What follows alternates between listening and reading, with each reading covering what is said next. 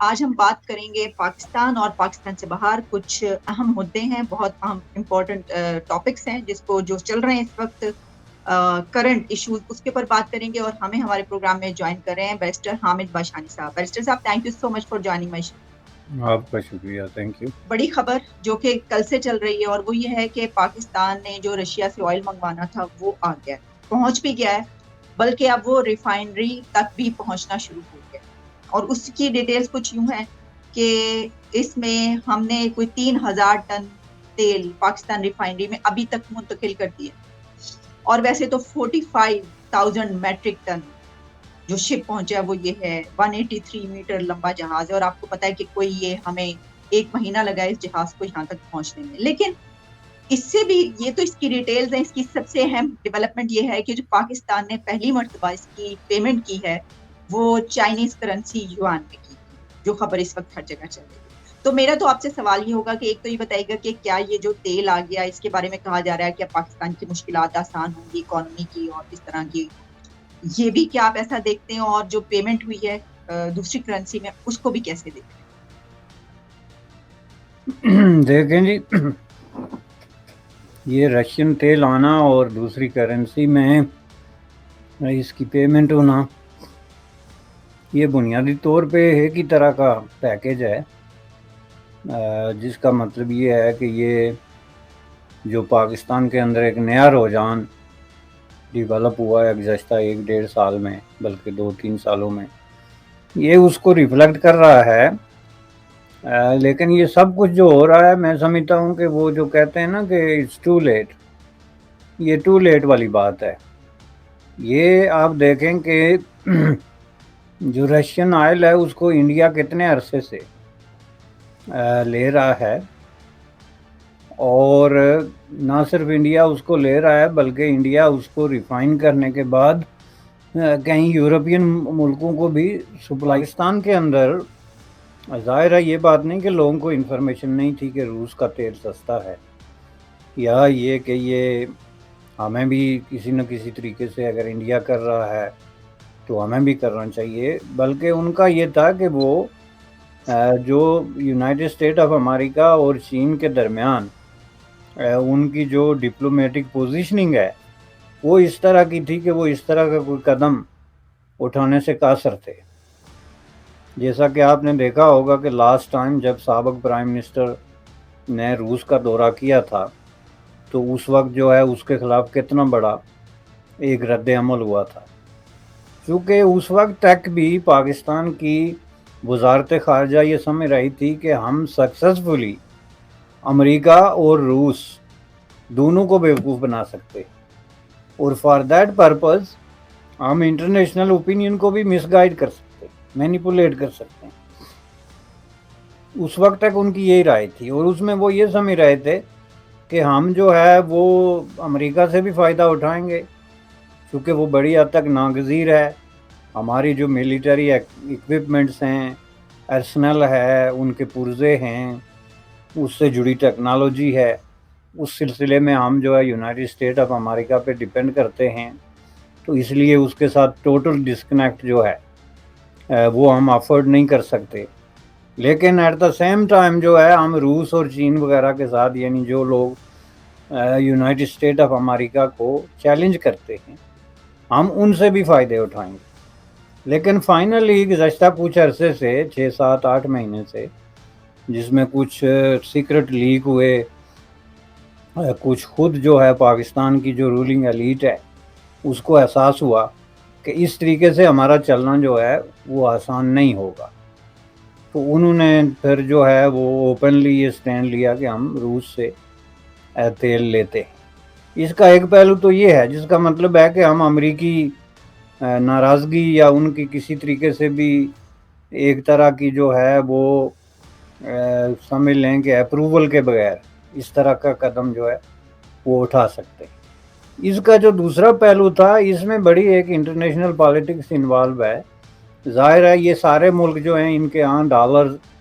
جو کہ ٹریڈنگ کی انٹرنیشنل کرنسی ہے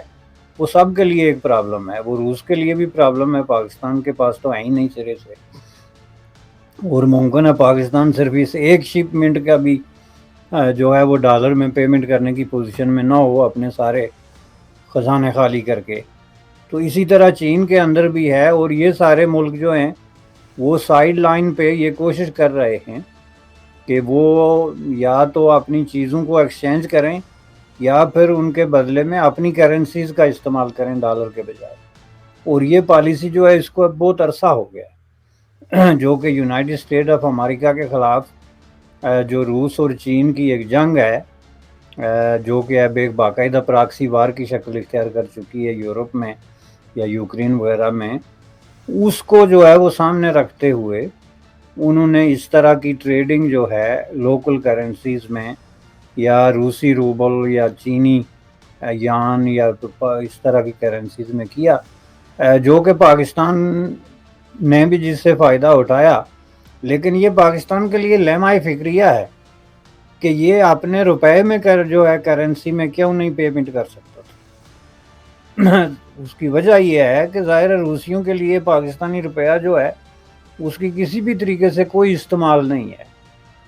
یعنی پاکستان میں آپ کے پاس کوئی ایک ایسی چیز بھی نہیں ہے جس کو خریدنے کے لیے روس کو کوئی پیمنٹ کرنی پڑے اور اس کے لیے وہ آپ کا روپیہ استعمال کرے.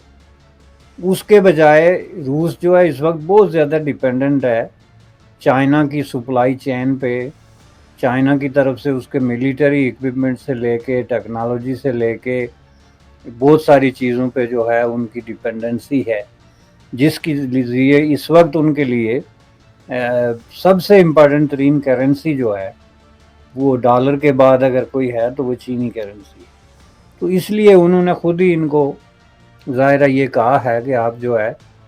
وہ چینی کرنسی میں کریں، اور انہوں نے چین کے ساتھ جو اپنی ارینجمنٹ کی ہوگی جو روپے کا ایکسچینج ہے یا ڈالر کا ایکسچینج ہے، یہ بات تو ابھی باہر نہیں آئی ہے. اور جب یہ باہر آئے گی کہ یہ اندر سے کس قسم کا ارینجمنٹ ہے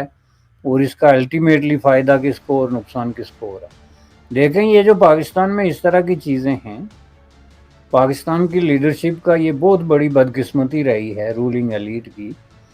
کہ وہ اس طرح کے پینک قسم کے بٹن ان کے فوراً دب جاتے، اسپیشلی انرجی کرائسس پہ، آئل پہ، گیس پہ، فوڈ پہ. آپ نے دیکھا ہے کہ ماضی میں انرجی کرائسس جب بہت زیادہ ڈیپن ہوئے اور جب بجلی کا بحران پیدا ہوا تو پاکستان کی اس وقت کی لیڈرشپ نے جتنے بھی انٹرنیشنل ارینجمنٹ کی، سودے کیے، ٹریڈ کیا، وہ آپ دیکھیں کہ انبلیویبل ہے اور وہ کسی بھی ملک کے لیے سسٹینیبل نہیں تھا، جس کی وجہ سے وہ پاکستان میں بھی نہیں چل سکا. کیونکہ جس قیمت پہ آپ نے جو ہے وہ بجلی خریدی یا جس طرح کی فائنینشیل ارینجمنٹ میں آپ جا کے جس طرح کے انٹرسٹ ریٹ پہ اور پیمنٹس پہ آپ نے خریدی، وہ کسی بھی ملک کے لیے سسٹینیبل ہو ہی نہیں سکتی. بالکل اسی طرح اب گزشتہ ایک سال سے ان کے ذہن میں یہ چڑھا ہوا ہے کہ دنیا میں روسی تیل جو ہے وہ پتہ نہیں دنیا کے ہر مسئلے کا حل ہے. تو اس کے لیے وہ اس وقت جو بھی شرائط ہیں روس کی یا چین کی کرنسی دینے میں یا روس کا تیل دینے میں، وہ انہوں نے مان لی ہوں گی. لیکن جب یہ ڈیٹیلز باہر آئیں گی جو نیٹی گریٹی ہے تو پتہ چلے گا کہ اس میں کیا پاکستان کو بھی کوئی فائدہ ہوا، جو مجھے لگتا نہیں.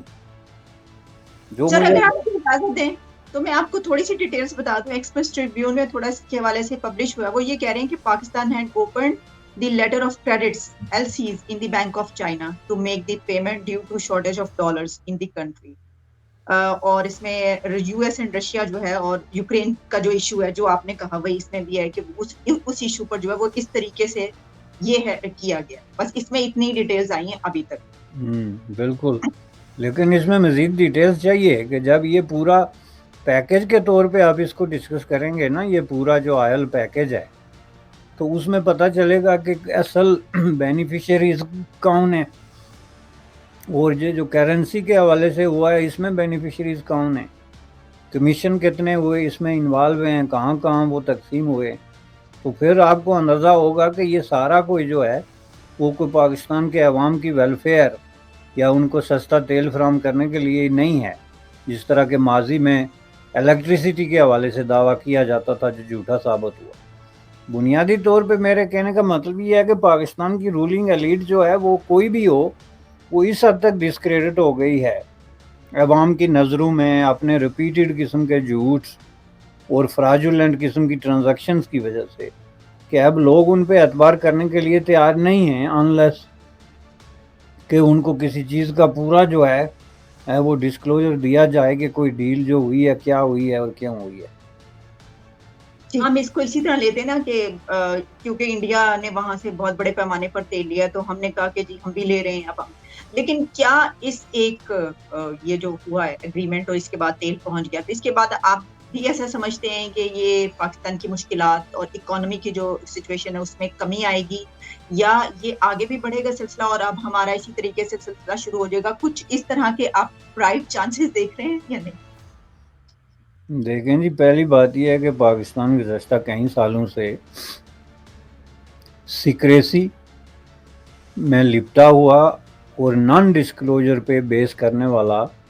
ایک ایسا ملک بن گیا ہے. ایک لبِ نیوز انڈیا، انترراشٹریہ خبروں کا منچ.